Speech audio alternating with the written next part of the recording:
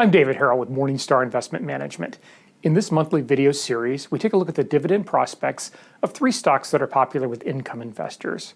First up this month is Edison International, a fully regulated utility in California.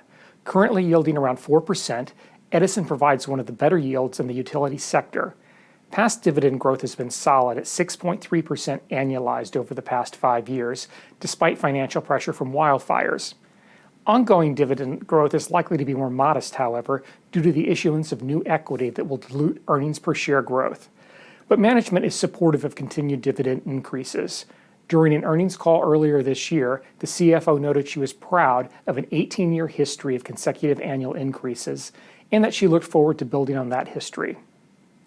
Next up is Genuine Parts, a narrow moat seller of automotive parts.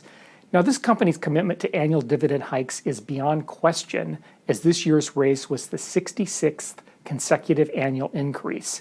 The company even provided a modest raise in 2021, despite a loss in the previous fiscal year.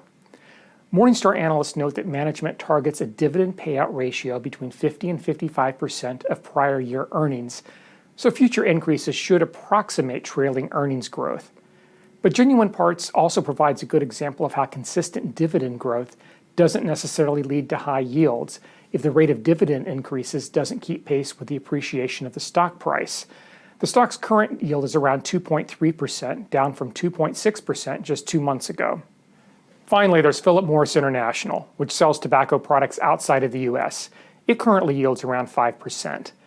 The company is looking to acquire Swedish Match, a Stockholm-based producer of nicotine and tobacco products, and Morningstar analysts note that there could be strategic and financial benefits from the access to the U.S. market that the company would gain from this acquisition.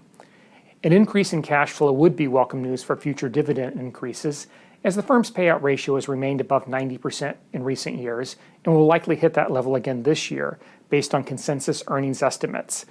And with all of its current revenue generated outside of the U.S., Philip Morris is also facing a currency headwind due to the strong U.S. dollar. I'm David Harrell with Morningstar Investment Management. Thanks for watching, and see you next month.